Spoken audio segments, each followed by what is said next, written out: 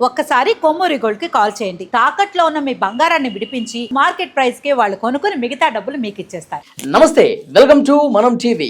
ప్రస్తుతం నాతో పాటు తెలుగుదేశం పార్టీ జాతీయ నాయకులు, ఆ పార్టీ ఫైర్ బ్రాండ్ ఆర్యు రెడ్డి గారు ఉన్నారు. మాట్లాడదాం సార్తో. ఆర్యు రెడ్డి గారు నమస్తే. నమస్కారం అండి. ఆర్యు రెడ్డి గారు, జగన్మోహన్ రెడ్డి గారు, వైసీపీ అధ్యక్షులు జగన్మోహన్ రెడ్డి గారు, ఆయన సొంత నియోజకవర్గం పులివెందుల, మీది కూడా పులివెందులే.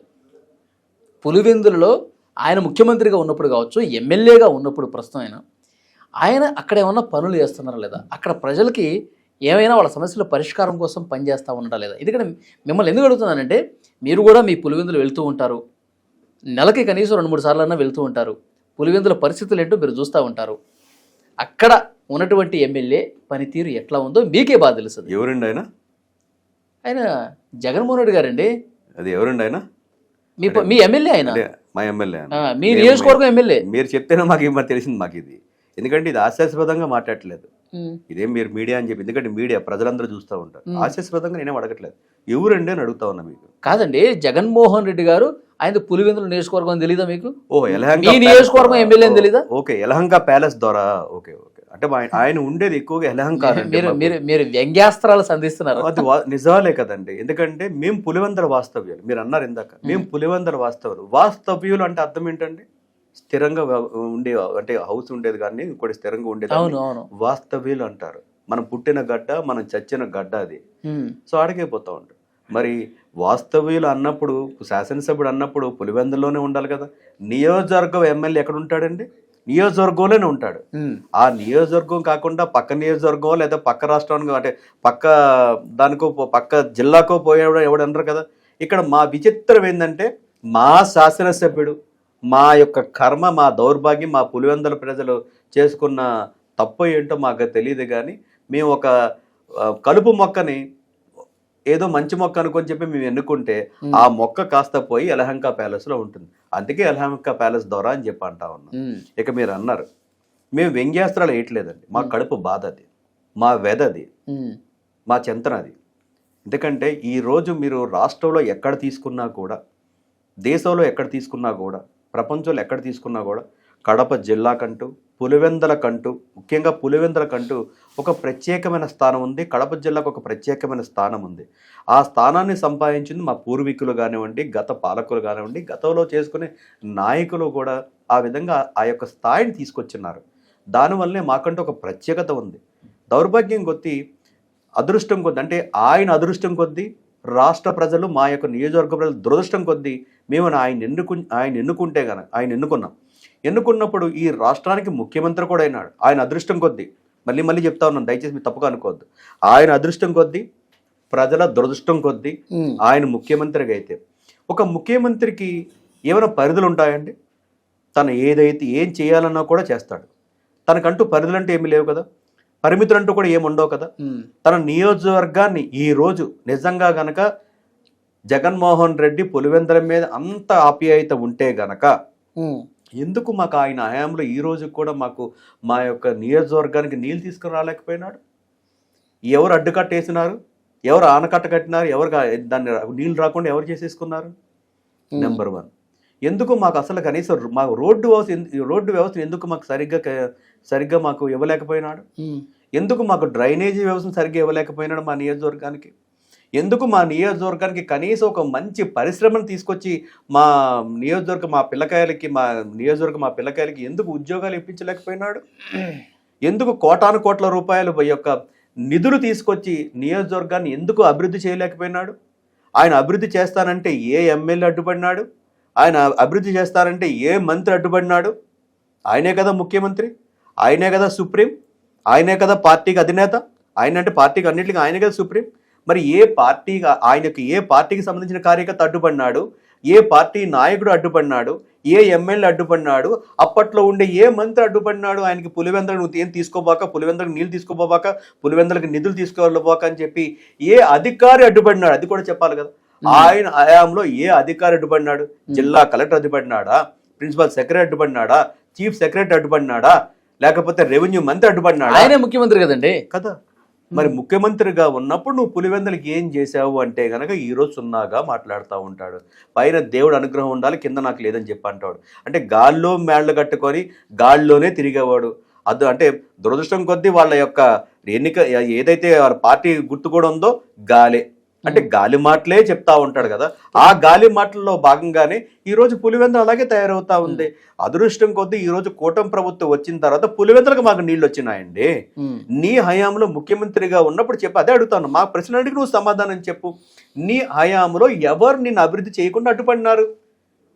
దానికి సమాధానం చెప్పమంటే ఈ యొక్క జగన్మోహన్ రెడ్డి దగ్గర ఆన్సర్ ఉండదు.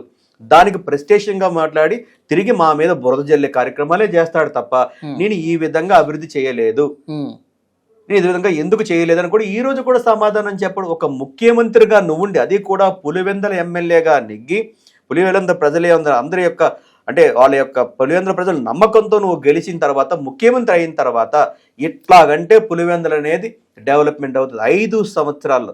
నిజంగా ఒక ముఖ్యమంత్రికి 5 సంవత్సరాలు డెవలప్మెంట్ అవసరం లేదు. ఒక నియోజకవర్గాన్ని అభివృద్ధి చేయాలంటే నీ యొక్క ప్రత్యేకమైన అధికారులు ఉంటాయి ముఖ్యమంత్రికి. ఈ రోజు కూడా రాజ్యాంగంలో తీసుకునేవంటి ఒక ముఖ్యమంత్రికి ఒక ప్రత్యేకమైన అధికారులు ఉంటాయి. తను ఏ నిర్ణయం తీసుకున్నా కూడా అడిగే ప్రసక్తి ఏ అధికారికి లేదు, ఏ శాసనసభ్యుడికి లేదు, మంత్రిమండలి ఉండి ఏ మంత్రికి కూడా ఉండదు. అన్ని ప్రత్యేకమైన అధికారులు ఉండి కూడా ఈ రోజు నువ్వు పులివెందుల్ని అభివృద్ధి చేయలేదంటే ప్రధానమైన కారణం మీరు అడిగితే నేను సమాధానం చెప్తా. ఒకటే ఒక కారణం, ప్రధానమైన కారణం ఏంటంటే అభివృద్ధి చేస్తే ఇక్కడ ఉండే వ్యక్తులు నన్ను ప్రశ్నించడం మొదలు పెడతారు. నెంబర్ 1 ముఖ్యంగా అయ్యా జగన్మోహన్ అభివృద్ధి జరిగితే ఆటోమేటిక్గా పిల్లకాయలు ఇప్పుడు స్కూల్ అభివృద్ధి జరిగిన అనుకోండి, పిల్లకాయలు స్కూల్కి పోతా ఉంటారు, వాళ్ళకి ఉద్యోగ అవకాశాలు పెరుగుతూ ఉంటాయి, విజ్ఞానం పెరుగుతూ ఉంటుంది, స్వేచ్ఛ పెరుగుతుంది. ఆ స్వేచ్ఛలో భాగంగానే ఈ రోజు నువ్వు మాట్లాడుతూ ఉంటావు. జగన్మోహన్ రెడ్డికి స్వేచ్ఛ అనేది ఇష్టం ఉండదు. మీకు గమనిస్తున్నారో లేదో మీకు బాబాసాహెబ్ అంబేద్కర్ రాజ్యాంగంలో గౌరవ దాదాసాహెబ్ అంబేద్కర్ రాసిన రాజ్యాంగంలో ఫ్రీడమ్ ఆఫ్ ది స్పీచ్ అని ఒకటి ఉంటుంది మనకు ఆర్టికల్. ప్రతి భారతీయుడు కూడా మీరు ఏ విధంగా సరే మీరు ఖచ్చితంగా మీరు వ్యక్తపరచచ్చు, మీరు ఏ విధంగా సరే మీరు వ్యక్తపరచచ్చు. అది జ్యుడిషియల్లో ఖచ్చితంగా ఉంది, కానీ పులివెందుల్లో ఉండదు. ఎందుకంటే ఈ రోజు నువ్వు మాట్లాడిందే చట్టం, నువ్వు వేసిందే భేదం అన్నట్టుగా తయారు చేస్తున్నావు ఈ రోజు. అలా గనక అభివృద్ధి చేస్తే గనక ఇక్కడ ఫ్రీడమ్ ఆఫ్ ది స్పీచ్ వస్తుంది. మా పులివెందుల నియోజక ప్రతి ఒక్కరూ కలిసి జగన్మోహన్ రెడ్డి ఇంటి గేటు ముందు నిలబడి నువ్వు ఎందుకు మాకు అభివృద్ధి చేయట్లేదు, నువ్వు మాకు సరైన మా పిల్లకాయలకి స్కూల్ కట్టలేకపోతా ఉన్నావు, మాకు ఎందుకు సరైన మాకు వైద్యం ఎందుకు అందట్లేదు, మాకు ఎందుకు రవాణా వ్యవస్థ సరిగ్గా లేదు, ఎందుకు మాకు ఇక్కడ పరిశ్రమ రావట్లేదు, ఎందుకు మాకు ఇక్కడ పాడి పంటలు సరిగ్గా లేవు, ఎందుకు మాకు ఇక్కడ పంటలు సరిగ్గా పండట్లేదు, ఎందుకు మాకు ఇక్కడ నీళ్లు ఇవ్వట్లేదు, మాకు వర్షాకాలం వచ్చినా కూడా మాకు నీళ్ళు పెట్టుకోవడం, మాకు చెరువులు పెట్టుకోవడానికి మాకు వసతి లేకపోయే. సో ఇవన్నీ ప్రశ్నిస్తారు కాబట్టే అట్లాంటి ప్రశ్నిస్తే మా జగన్మోహన్ రెడ్డికి అస్సలా మనసు ఒప్పదు. మీతో పాటు మీ నియోజకవర్గంలో ఉన్న సామాన్య పేద మధ్యతరగతి ప్రజలందరి అభిప్రాయం కూడా ఇట్లాగే ఉందా? లేదు అంటే కనుక మీరు తెలుగుదేశం పార్టీ కాబట్టి ఏదోటి బురద జల్లాలి కాబట్టి జగన్మోహన్ రెడ్డిని తక్కువ చేసి మాట్లాడాలి కాబట్టి చెప్తా ఉన్నారు. జగన్మోహన్ రెడ్డిని తక్కువ చేయాల్సిన అవసరమో తెలుగుదేశం పార్టీకి ఎప్పుడూ లేదు. ఎందుకంటే తక్కువ స్థాయి వ్యక్తుల కోసం ఇంకెందుకు తక్కువ చేయాల్సిన అవసరం ఏముంటుంది? జగన్మోహన్ రెడ్డి ఎప్పుడో దిగజారిపోయినాడు. ఈ రోజుకి కూడా అతను ముఖ్యమంత్రిగా ఉండి సొంత బాబాయిని చంపిస్తే ఈ రోజు కూడా దానికి దికానా లేదు. సొంత చెల్లిని తన సొంత మీడియాలో తిడతా ఉంటే దానికి ఈ రోజు కూడా దానికి సమాధానం చెప్పలేని దిగజారిపోయిన వ్యక్తి కోసం ఈరోజు తెలుగుదేశం పార్టీ ఎందుకు దిగజాల్సిన అవసరం ఏముంటుందండి? సొంత తల్లి ఇంట్లోంచి గెంటి పాడేస్తే నేను పులివెందుల వాస్తవుడిగా మా తల్లి లాంటి తల్లిని ఈ రోజు బయటికి గెంటేస్తే దానికి సమాధానం చెప్పలేని దిగజారిపోయినోడు కోసం మేమెందుకు దిగజార్చాలి సార్? మీరు దానికి సమాధానం చెప్పండి. ఈ రోజు మాకు వ్యక్తిగతంగా జగన్మోహన్ రెడ్డి మీద మాకు ఎటువంటి ఈర్ష్యాభావాలు లేవు. మీరు పులివెందుల నియోజకవర్గం కోసం అడిగినారు, దానికోసం మేము మాట్లాడుతూ ఉన్నాం. దానికి తెలుగుదేశం పార్టీకి సంబంధం ఉంది. ఖచ్చితంగా వైరల్స్ ఉంటాం. తెలుగుదేశం పార్టీతో నేను రిప్రజెంట్ చేస్తాను, వైసీపీతో అతను రిప్రజెంట్ చేసుకుంటా ఉంటాడు. మేము ఇది అభివృద్ధి చేశాం, తెలుగుదేశం పార్టీ విధానం ఈ విధంగా అభివృద్ధి జరిగింది. ఎందుకు మన జగన్మోహన్ రెడ్డి 2 జెడ్పీటీసీలు ఎందుకు ఓడిపోయినాడో దానికి మీరు దాన్ని అడగగలిగారా? దాన్ని మొన్న పులివెందుల్లో జెడ్పీటీసీ కానివ్వండి, ఒంటిమిట్లో జెడ్పీటీసీ కానివ్వండి, అంటే ప్రజల్లో మార్పు వచ్చిందనే సంగతి, కింద జిల్లా స్థాయిలోనే వచ్చిందనే సంగతి మీరు మర్చిపోకూడదు. మేము వ్యంగ్యంగా అధికారం ఉండి డబ్బుని చూపించి గెలుచుకున్నారు అంటే జగన్మోహన్ రెడ్డి 151 సీట్లు కూడా అధికారులు అలాగే ఉన్నాడా? దాన్ని కూడా మీరు ప్రశ్నించాలి. మీరు మీడియా ఉంది కదా అని విచ్చలవిడి స్థానంగా మీకు స్వేచ్ఛగా ఉంది కదా అని అడిగేస్తే కనుక ఇక్కడ ప్రజలు చూస్తున్నారనే సంగతి మీరు కూడా మర్చిపోకూడదు. ఎందుకంటే అధికారం అని వాళ్ళు ఉన్నప్పుడు అంటే వాళ్ళు కూడా అదే డబ్బులతో అదే గెలిపించుకున్నారా? ప్రజాస్వామ్యం ఉందని మీరు మర్చిపోకూడదు. సోదరా, ఎందుకంటే మీరు కూడా గౌరవమైన జర్నలిజంలో ఉన్నారు. ఇది కూడా మీకు వస్తే అంటే నేను అనట్లేదండి, వైఎస్ఆర్ కాంగ్రెస్ పార్టీ వాళ్ళు అంటారు పులివెందులలో ఆ 2 స్థానాలు గెలిచారంటే దానికి రీజన్ ఏంటి, వీళ్ళకి అధికారం ఉంది, డబ్బు మదం ఉంది, ఇవన్నీ కూడా చూపించుకుని గెలిపించుకున్నారు. మాకు అదే నిజంగా డబ్బు మదం ఉండే కదా జగన్మోహన్ రెడ్డి కూడా ఇంట్లో కూర్చోబెట్టిద్దాం కదా. మరి ఎందుకు జగన్మోహన్ రెడ్డిని ఎందుకు గెలిచి ఈరోజు శాసనసభకు పంపించినారు? దౌర్భాగ్యం కొద్దీ ఈ రోజు మా పులివెంద ప్రజలు గెలిపించి నువ్వు పోవే అసెంబ్లీకి పోవంటే అసెంబ్లీ గేట్ కూడా తాకలేనాడు ఈ రోజు మీరు మాట్లాడుతూ ఉన్నారు. మీరు మా పులివెందుల శాసనసభ్యుడు అని చెప్పేసి. అంటే ఈ రోజు మా యొక్క నియోజకవర్గాన్ని బస్టు పెట్టించిన వ్యక్తి జగన్మోహన్ రెడ్డి. మా నియోజకవర్గాన్ని ఏ విధంగా కూడా ముందుకు తీసుకొని పోడు. అంటే దాన్ని అర్థం చేసుకోండి. ఈ రోజు మీరు అంటున్నారు మీరు అక్కడ స్థానికుడిగా మాట్లాడుతున్నారా, తెలుగుదేశం పార్టీ నాయకుడు కాబట్టి, తెలుగుదేశం పార్టీ కాబట్టి మీరు జగన్మోహన్ రెడ్డిని టార్గెట్ చేసినారని. ఇదే మీడియాతో మీరు రండి, మిమ్మల్నే తీసుకుపోతా. మీరు నన్ను ఇంటర్వ్యూ చేస్తున్నారు కదా, నేనే మిమ్మల్ని తీసుకుపోతా. ప్రతి గుమ్మాన్ని తాగుదాం, ప్రతి గడప పోదాం, ప్రతి గొంతు పోదాం. నియోజకవర్గంలో ఉండే 2,72,000 మంది ఓట్లు కూడా ఖచ్చితంగా కలుద్దాం. పోయేసి కలిసిన తర్వాత నియోజకవర్గంలో నాడు నేడు ఏంటనేది చూసిన తర్వాత దాని మీద చర్చ కనుక పెడితే కనుక జగన్మోహన్ రెడ్డి ప్యాలెస్ వదిలి వస్తాడా, లేదంటే ఇదే ప్రజల మధ్య నిలబడి నేను అభివృద్ధి చేశాను, నా అభివృద్ధి చేద్దామంటే గనక నాకు మోకాళ్ళు అడ్డేసినాడు, నేను అప్పుడు ముఖ్యమంత్రి అయినా సరే నా సుప్రీం కమాండ్ చంద్రబాబు నాయుడే, నేను అప్పుడు అధికారంలో ఉండి నేను ముఖ్యమంత్రిగా ఉన్నా కూడా, నాకు 150 మంది ఎమ్మెల్యేలు ఉన్నా కూడా, నేను ముఖ్యమంత్రి అయినా సరే నాకు అధికారాలన్నీ కూడా నా దగ్గర ఏమి లేవు, చంద్రబాబు నాయుడు గారి దగ్గర ఉన్నాయి, చంద్రబాబు నాయుడు గారు నాకు అడ్డేసారు, అది కూడా చెప్తాడేమో జగన్మోహన్ రెడ్డి. మీరు చెప్తున్నట్టు జగన్మోహన్ రెడ్డి గారు పులివెందుల నియోజకవర్గంలో ఆయన అసలు ఏమీ చేయకపోతే, నియోజకవర్గాన్ని పట్టించుకోకపోతే, అక్కడ ప్రజల బాగోగులను చూడకపోతే, 2014లో ఆయనే కదా అక్కడ ఎమ్మెల్యే, 2019లో ఆయనే కదా ఎమ్మెల్యే, 2024లో కూడా ఆయనే కదా ఎమ్మెల్యే, రేపు 2029లో కూడా చూడండి. అయితే మరి ఎందుకు ప్రజలు అసలు ఏమి చేయట్లేదు అంటే ఎందుకు గెలిపిస్తున్నారండి? మీరు 2014, 2019, 2024 బాగానే చదివినారు. ఎందుకు జగన్మోహన్ రెడ్డి సొంత ఇంట్లో బాబాయ్ని చంపినారు? దానికి సమాధానం చెప్పండి. దానికి సమాధానం చెప్పండి సార్.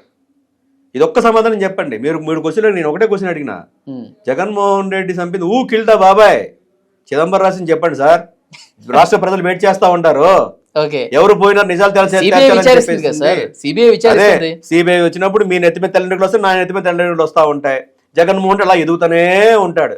సో ఇవన్నీ కూడా ఒక భయభ్రాంతులు చేసి ఒక భయాన్ని క్రియేట్ చేసుకొని జరిగే యొక్క ఎలక్షన్లే తప్ప ప్రజాస్వామ్యం భయపడి ఓట్లేస్తున్నారు. అక్కడ ప్రజాస్వామ్యాన్ని కూనే చేస్తుంది ఎవరు అనేది మీ మీడియాని పెట్టండి. మీరు నిజంగా గనక ఈ రోజు మీరు ఇలా ఇంత ధైర్యంగా మాట్లాడుతూ ఉన్నారు, ఇదే ధైర్యాన్ని రేపు జగన్మోహన్ రెడ్డి దగ్గరికి వెళ్ళి మీరు అతను జగన్మోహన్ రెడ్డి ప్రెస్ మీట్లో పెడుతున్న మీరు ఏ రోజైనా పార్టిసిపేట్ చేశారా? అదొక్క సమాధానం చెప్పండి, ప్రజలు కూడా చూస్తూ ఉంటారు. జగన్మోహన్ రెడ్డి పెట్టిన ప్రెస్ మీట్లో వలి అనే వ్యక్తి పోయేసి అయ్యా నేను జర్నలిస్ట్ని, నాకు ఈ క్వశ్చన్ ఉందా, రాష్ట్ర ప్రజలు ఈ క్వశ్చన్ అడుగుతున్నారా, నువ్వు దీనికి సమాధానం చెప్పాయా అని అడిగితే ఆ ప్రెస్ మీట్లో ఈ వలి అనే జర్నలిస్ట్ అనే వ్యక్తి ఆ యొక్క ప్రెస్ మీట్లో ఉండాడా? దానికి సమాధానం చెప్పండి.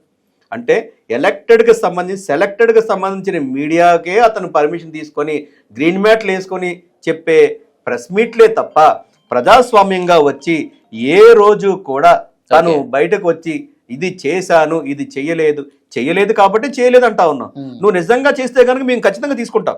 తెలుగుదేశం పార్టీ మీరు బాగా గుర్తు చేసుకోవాలి, అవసరం ఖచ్చితంగా ఉంది. దయచేసి తెలుగుదేశం పార్టీ ఎక్కడ పడితే అక్కడ అంటే విచక్షణారహితంగా విమర్శించే స్థాయికి తెలుగుదేశం పార్టీ దిగజారిపోదు, తెలుగుదేశం పార్టీ నాయకులు కూడా దిగజారిపోదు. మీరు మంచి చేస్తే మేము మంచినే చెప్తాం. అది మీరు అధికారంలో ఉన్నా, మేము విపక్షంలో ఉన్నా, ప్రతిపక్షంలో ఉన్నా కూడా తెలుగుదేశం పార్టీకి ఉండే గొప్ప లక్ష్యం ఏంటంటే మీరు గొప్ప పని చేసినారు, మీరు గొప్ప పని చేసినప్పుడు నేను గొప్ప పని చేస్తాను. గత ముఖ్యమంత్రిగా చేసిన వీళ్ళ తండ్రి గారు అయినటువంటి క్రీస్టేసులు గౌరవ రాజశేఖర రెడ్డి గారు చేసిన కొన్ని మంచి పనులు కూడా ఆనాటి చట్టసభల్లో మేము చెప్పిన సందర్భాలు లేవా? గౌరవ మా ముఖ్యమంత్రి నారా చంద్రబాబు నాయుడు గారు చెప్పిన సందర్భాలు లేవా? మీరు అది మర్చిపోయి మీరు ఎలా అడుగుతున్నారు ఈ ప్రశ్నని? కాబట్టి తెలుగుదేశం పార్టీ వ్యక్తిగతంగా ఎవరిని పెట్టుకోదు. చెప్పండి, సమాజానికి ఉపయోగపడే ప్రతి దాన్ని కూడా మేము సమర్థిస్తాము. జగన్మోహన్ రెడ్డి ఏదైనా సమర్థించే పని ఏదైనా చేసినాడా? ఈ 5 సంవత్సరాల్లో ఒక్క విషయం చెప్పండి. జగన్మోహన్ రెడ్డి మనుషులు కాదు, వాళ్ళ యొక్క కార్యకర్తలు కాదు, ఆ పేటీఎం బ్యాచ్ కాదు, తల బోర్డర్ నుంచి ఇచ్చాపురం బోర్డర్ దాకా మేమే జగన్మోహన్ రెడ్డి మోసుకుపోయి జగన్మోహన్ రెడ్డి ఈ పని చేసినాడని చెప్తాం. తాగునీటి ఏదైనా పని చేసినాడా? పోలవరాన్ని ఎందుకు అడ్డగట్టించినా మేము అడుగుతా ఉన్నాం. రాజధాని లేకుండా ఎందుకు ఆంధ్ర రాష్ట్రాన్ని దిక్కుమాల దాన్ని చేసినామని చెప్పి అడుగుతా ఉన్నాం. డిఎస్సీని ఎందుకు అటకెక్కించినా అని చెప్తా ఉన్నాము. అంటే గంజాయిని ఎందుకు విచ్చలవిడిగా సాగు చేసినామని చెప్తా ఉన్నాం, నిరుద్యోగ వ్యవస్థను ఎందుకు అంటే నిరుద్యోగుల్ని ఎందుకు ఇంకా నిరుద్యోగులుగా అలా ఉంచేసామని అడుగుతా ఉన్నాం. ఓకే సార్, ఇవన్నీ అడుగుతున్నాం ఎప్పటి కాబట్టి నుంచో కొన్ని సంవత్సరాలుగా మీరు అడుగుతానే ఉన్నారు మరి ఆ ప్రశ్నలో అంటే మనకు బాధ్యత లేదండి, మేము అడుగుతూనే ఉంటాం. దానికి ఎక్కడ సమాధానం? ఆ సమాధానం నా ప్రశ్న ఏంటంటే పులివెందులని గాలి కుదిలేశారని చెప్పేసి అంటూ ఉన్నారు కదా, పులివెందుల అభివృద్ధి లేదంటున్నారు కదా, పులివెందుల అభివృద్ధి జరగాలి అంటే ఏంటి దాని పరిష్కారం? మరి ఒకటేనండి, విద్యా వ్యవస్థ అనేది పెరగాలి బాగా. విద్యా వ్యవస్థ ఎప్పుడైతే పెరుగుతుందో మనలో విజ్ఞానం అనేది పెరుగుతుంది. ఎప్పుడూ కూడా ఏది అంటే ఒక విద్య ద్వారానే ఏదైనా అభివృద్ధి జరుగుతూ ఉంటుంది. ఈరోజు ఒకప్పుడు ఫ్యాక్షన్ అనేది ఉండేది, ఈరోజు చదువు అనేది సంఖ్య అనేది పెరుగుతూ ఉంది, చదువు అనేది చదవాలని ఇంట్రెస్ట్ పెరుగుతా ఉంది. ఆ విద్యా వ్యవస్థను అక్కడ ఏర్పాటు చేయగలగాలి. అది ఏర్పాటు చేయాలంటే ఎవరు చేయాలి? ఇప్పుడు కూటమి ప్రభుత్వం ఖచ్చితంగా చేస్తుంది కదా, దాని బాధ్యత మేము తీసుకున్నాము.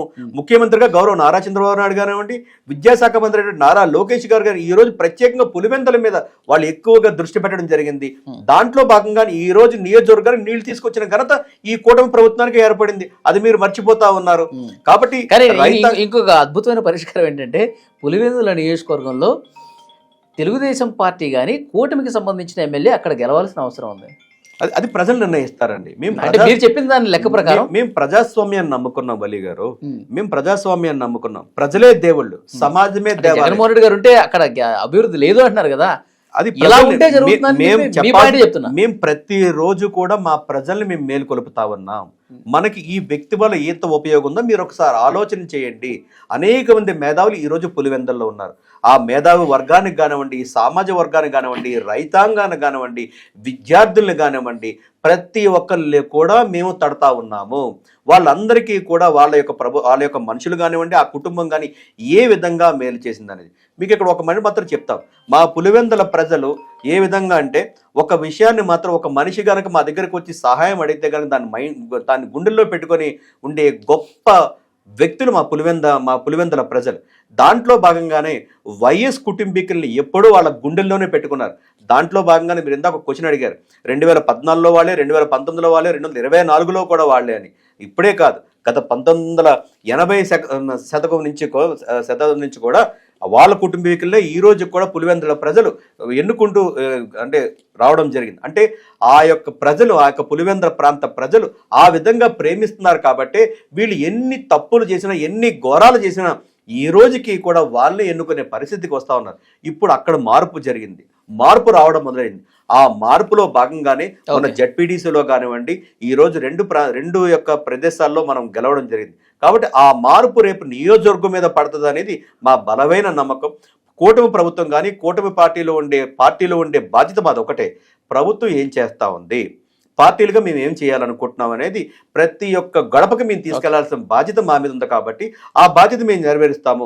ప్రజల్లో కూడా మార్పు అనేది తీసుకొస్తాము. ఆ మార్పు ద్వారా రేపు నియోజకవర్గంలో రేపు 2029లో జరిగే నియోజకవర్గంలోనే ఖచ్చితంగా మార్పు వస్తుందని ఖచ్చితంగా అనుకుంటాము. ఈ యొక్క పులివెందుల నియోజకవర్గం భారతదేశంలో, ఆంధ్ర రాష్ట్రంలోనే కాదు భారతదేశంలో నెంబర్ 1గా తీసుకొచ్చే బాధ్యత కూటమి పార్టీ తీసుకుందని మేము తెలియజేస్తా ఉన్నాం. Thank you sir. నమస్కారం.